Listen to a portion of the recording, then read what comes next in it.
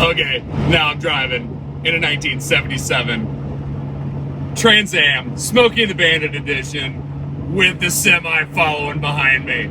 This is amazing. Woo!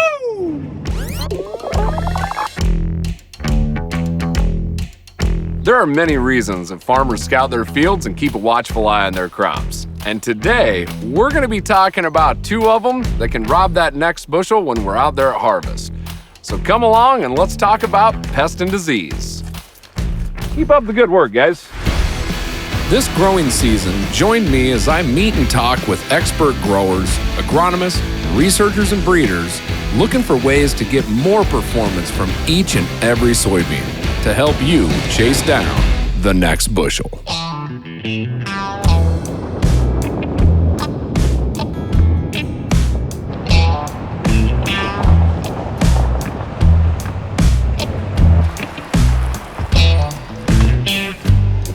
You Mark?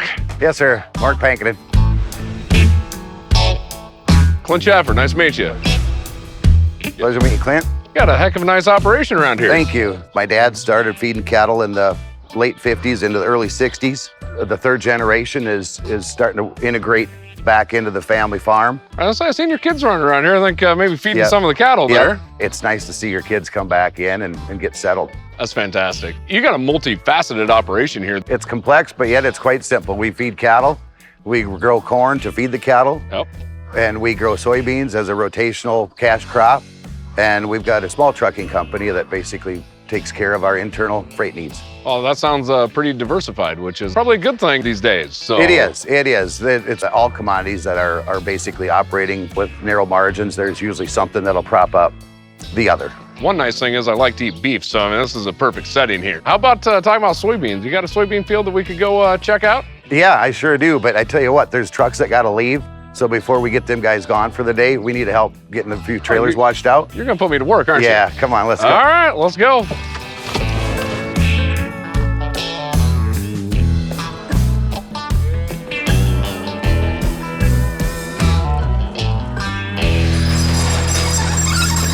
Oofta. I don't know about this, but I don't think I have a choice, do I? Well, I'll take some time. I'll work with you a little bit and I'll get you started. Okay, let me get all zipped up here. So you're All right. Oh, I gotta take this call. Oh, Enjoy yourself. Stay cool. thanks, Mark. Appreciate it. What kind of show is this? This isn't what I signed up for.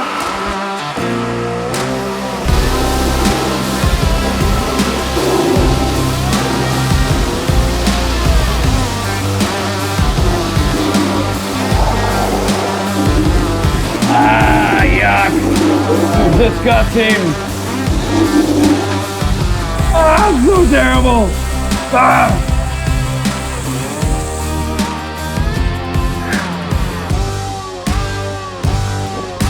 I think I'm done with this crappy job.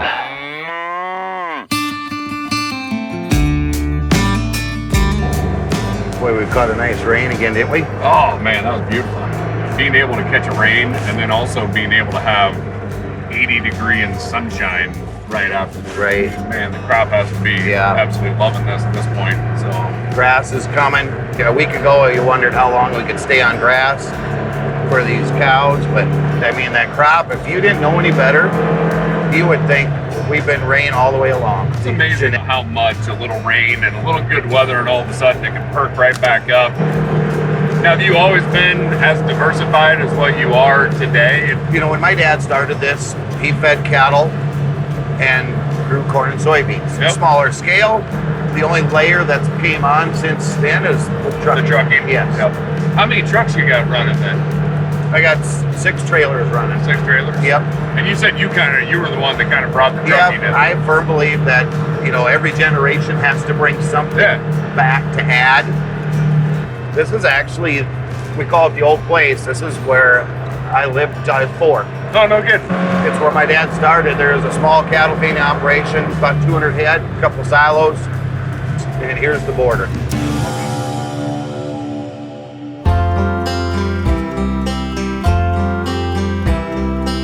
Mark, that was a nice little ride here. This is a beautiful field of soybeans. Yeah, this is a healthy field as it came with lack of effort. You know, we've got challenges that we run into. Some we've kind of managed our way through. Cyst nematode, for instance, that was a formidable opponent. Through variety selection and genetics, we've been able to kind of manage our way through it. More recently, as far as adversity for the soybean side of the operation, we've kind of inherited a little bit of a problem with white mold. About 5 years ago, it really started to rear its head. There was a 120-acre tract where on 10% of the acres, we lost about 60% of the yield. Oh, wow. Since then, we began to realize, hey, we better start figuring a way to manage through this. Doing population control. Yep. We could script that in, dial back that population. Since then, we began to identify some varieties that are a little bit more tolerant. As we progress forward, the next step to manage through the mold issue is through an in-season fungicide application. If I'm hearing you, Mark, you're really hitting it from 3 different ways, which is you're trying to manage, from a genetic selection standpoint of trying to find those that are more tolerant. You're hitting it with agronomic tools that I'd call them, like the prescriptions, and then ultimately hitting it with something like Delaro Complete fungicide, maybe? Yes, we're certainly going to have that out in some strips. I would assume that you're working with your local dealer then on this? Working with basically my chemical dealer as well as my seed dealer. Yep. Between the two of them, they're both really good at what they do. Yeah. And I trust them to basically advise and guide. Yep. I welcome technology advancements. I welcome new genetics, new chemistry, but I also have to trust those that are advising me. Who do you get your Asgrow seed from then? Larson Seed Sales. Oh, yeah. Out of Jack and Johnny. Good product, competitively priced, and extraordinary service. You've been farming for a good chunk of time, especially when it comes to like pest and disease tolerance. Have you seen those genetics just, really come along over the past when I started, everything was about offense. And we left ourselves really vulnerable to a lot of diseases that started settling in. And all of a sudden, defense became more, essential. Yeah. Really, you can have the best, most productive genetics in the bag, but we're not in a greenhouse. The biggest threat at this point would be lack of rain, or we come into some disease, or we get into insect pressure. And we can manage through insects pretty easily, pretty economically. We'll defend this crop, and I'll try to make a big crop bigger, and we'll continue to basically make it be as best as it can be. Well, hey, Mark, I just want to say thank you for taking me around and showing me your fields here. Beautiful fields. Thank you for being an Asgrow customer as well. Greatly appreciate that. And I would say thanks for letting me clean out the trailer, but I tell you what, that was a pretty dirty job. I'm just happy to get cleaned up from that, so. Well, hey, I appreciate you willing to dig in and help us get ready. I got to take off this afternoon, so if you don't mind, you can run my front door if you're willing. I am definitely willing. What kind of car am I running? I got just the one for you. We'll just wait and see. All right, look forward to it. All right.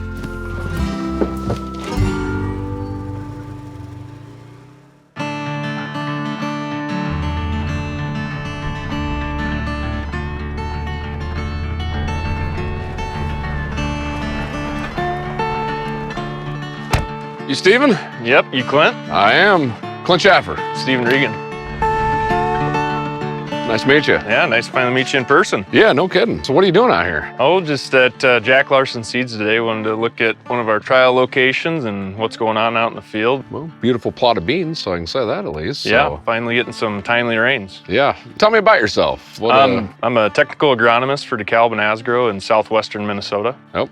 Always been in Minnesota, or? I'm originally from Illinois. I've been up here for a little over 9 years. So explain to me a little bit, like just some of the differences that you see, from starting in Illinois, coming up here into this area. What kind of differences do you see as far as for crop-wise? Really the corn and soybean production's primarily the same. Different maturities, some different diseases and pests we deal with and different management tactics. Well, you talk about pests and disease, which is, hey, that's why I'm here today. So what are some of the things that we look out for here? Some of the key diseases we deal with in Minnesota, white mold is definitely one. Iron deficiency, chlorosis, sudden death syndrome, we're getting more and more pressure. I know in the south we've dealt with that more in the central corn belt, and we're seeing more of that move north over the recent decades. So those are probably some of the key ones we deal with. Soybean cyst nematode, I think all of us in the soybean production zone deal with, and that continues to be a battle year in, year out. These are definitely yield robbers. So, I mean, how do we attack some of these things? Yeah, and it's probably a lot of these scenarios, it's not just one tool, right? It's figuring out how can I manage it with variety selection, how can I manage it with seed applied solutions or seed treatments, how can I manage it with in-season foliar management, whether it's fungicides for some of the diseases or pests we're dealing with. We have to rely on scouting and planning ahead and preparing for that. Well, speaking of scouting, I mean, it looks like I got this shovel sitting here, and I'm going to assume that you're going to make me dig a little bit. Yeah, I think we're going to go see what we have to find out there in the field, and you're the man with the shovel. So. Well, let's get going. So what are some of the things that we're looking for out here then? So depending on the disease or pest that you're trying to target or identify, you got to understand staging and how that comes into play. Like when we talk white mold, that infection timing really occurs at flowering. And you got to kind of actively stay on top of this, right? Once you see it, you can't go treat it. Yeah, when it comes to white mold, there's no reactionary way to manage it. You have to plan ahead and prevent, before the infection timing can occur. So when you're out here looking for specifically white mold, I mean, what are you looking for? Environmentally, it's cool conditions, so that mid 70 to low 80s, high humidity, extended periods of wetness. So, heavy dew this morning, we've been receiving some rain. So you're getting that environment where a mold can essentially, be at a concern. Okay. If I have a history of that and if I think I'm going to have an issue, what do I do? In terms of management, there's some things you do prior to the season, right? Which is, working with your seed dealer for variety selection, trying to find varieties that have a strong genetic tolerance as a start. There's things like in-season foliar management. There's different effective fungicides on the market. Ones like Delaro Complete fungicide as well as Delaro fungicide. Those are two that we work with that have been, showing effectiveness in suppressing white mold. What about plant population? Does any of that affect anything? Yeah, absolutely. We're thinking about the need to reduce population. Get air movement through the canopy, open up that canopy and reduce that dense vegetative growth that's potentially trapping that moisture, trapping that air, and giving that environment for white mold to flourish. That's really interesting. We plant 15s at home, right? And the whole thought is you want the canopy to go for weeds, right? Yep. But it's kind of counterintuitive for white mold then. White mold's a growing concern, right? We call it a high yield disease because the higher our yields climb, it seems like the more prone we are to some of those concerns and some of those pressures. Active scouting, a whole knowledge base of all these different tools to use. I mean, that just sounds like you got to be incredibly proactive about this. Every tool in the toolbox matters. Well, you had me carry this shovel all the way out here. So what am I doing with this thing? Yeah, so another thing we battle, especially up here as well as across the soybean growing region, is soybean cyst nematode. Okay. There's resistant varieties, there's different seed treatments to help with that. As far as nematicides and others. But you got to know, what kind of pressures do I have? Now, we can dig up some roots and see visually if we can see any cysts on the roots. Now, that's just an anecdotal way to evaluate pressure. Realistically, you need to sample to understand what your egg counts are. But let's go ahead and dig up some plants and see where we're at. All right, well, let me see if I can't mess this up here, right? So the thing is, those cysts are attached to the roots and the root hairs. And so to try to evaluate them without breaking them off, you have to kind of peel back the soil. I see some like little nodules and stuff on there. I mean, is that what we're looking for here? Nope, so those nodules, that's how the soybean plant fixes nitrogen and feeds itself, right? But we're looking at the root hairs of the plant, and you're typically looking for a lemon-colored small cyst. Okay. And looking at these, I'm not seeing anything right now. Now this is continually rotated corn, soybeans, and we have been, using resistant varieties as well as trying to manage those populations and keep them down. So I don't suspect a large concern here, but across Minnesota this year, we're seeing a lot of yellowing, especially where we have IDC. There's probably some cyst pressure there also that's creating some stunting, some wilting, and just some undue stress to the crop due to the feeding on the roots from that. I'd love to pretend I know what IDC is, but step me through that. Yeah, so iron deficiency chlorosis, it really comes down to higher pHs. So when we run into the upper 7s, even 8s for pH, and it creates a yellowing intervenar chlorosis. Wow, okay. You also talked about seed treatment on this. So, I mean, you're literally talking about coating the seed to protect that thing, right? Yep, with different active ingredients. One thing when we talk about SCN management is a levo seed treatment. That's one that we've found to be pretty valuable in protecting the soybean roots from SCN feeding and helping control that.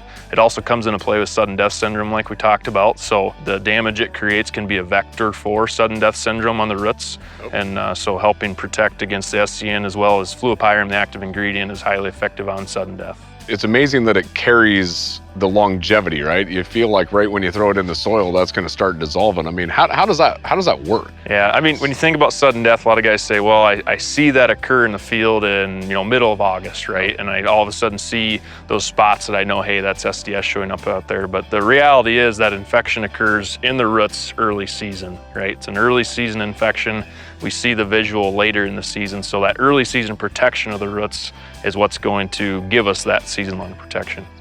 Well, I tell you what here, Stephen, before you put me to any more work and make me dig anymore, I'm going to head on down to Nebraska, and we're going to start talking about cover crops. So kind of take it to the next step here. So Sounds I good. appreciate your time. So thank you. Absolutely. Thanks for coming. Yeah, have a good one. Now we're talking. Keys are in it. All right, We're on channel 19. channel 19, check. Keep them off me. I'll keep them off you.